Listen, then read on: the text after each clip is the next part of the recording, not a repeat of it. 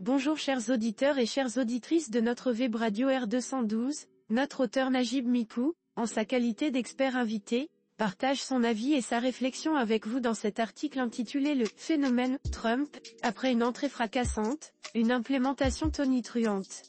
Le voici en podcast pour vous. Najib Mikou ouvre sa réflexion en soulignant l'impact retentissant de l'entrée en scène du président américain de la manière suivante.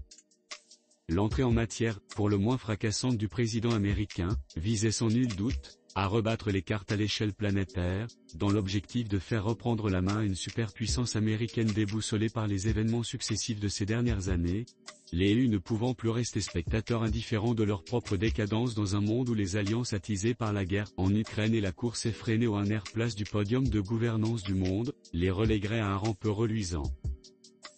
Il poursuit en indiquant que cette stratégie audacieuse n'a pas uniquement généré des remous sur le plan international ainsi. Une telle manœuvre ne pouvait provoquer des turbulences et appréhensions uniquement extramuros. Les US sont également en train d'en payer le prix. Les pertes du très symbolique Wall Street sont en milliers de milliards de dollars. M. Trump s'investira à éviter deux écueils majeurs, à savoir, une perte de popularité en interne et une perte de confiance des opérateurs économiques américains. Sans ces deux soutiens focaux, il perdra en pouvoir et donc en capacité d'action tout aussi bien localement qu'à l'échelle internationale. En conséquence, notre expert invité prévoit que des ajustements stratégiques deviendront rapidement nécessaires ainsi. Par conséquent, je vois venir des ajustements nécessaires pour qu'il évite des revers qui s'avéreraient très coûteux pour lui en premier. De même qu'il va emprunter rapidement, de multiples pistes de négociation à la fois, sur tous les dossiers qu'il a annoncés pendant ces 2 mois au pouvoir. J'ose imaginer un dénouement moins surréaliste de la question de Gaza et de celle palestinienne d'une façon plus globale, mais qui renforce Israël.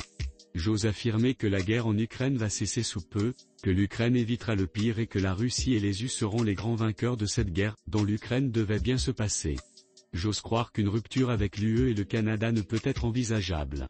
Les parties aboutiront au recadrage nécessaire dont les US ont besoin, et ne sacrifieront rien de leur seul rempart, leur forteresse, l'Occident.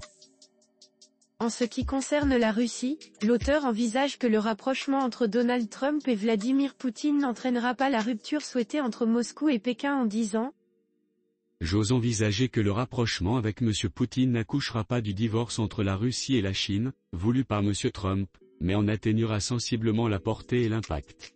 L'alliance entre les deux colosses rouges est certes solide, mais des concessions seront faites pour que ces 3 superpuissances à la fois se sentent victorieuses. En élargissant sa réflexion, Najib Mikou insiste sur. Ceci étant, il est un fait certain qu'au-delà de ces mesures extra-tarifaires au goût d'une guerre commerciale, pour redresser une balance commerciale effectivement défavorable à son pays, M. Trump est porteur d'un style atypique et tout à fait assumé, qui déborde de hargne, de pragmatisme et de ruse. Il conclut en estimant que cette approche pourrait permettre aux États-Unis de retrouver leur appétit et leur réflexe de superpuissance en ces termes.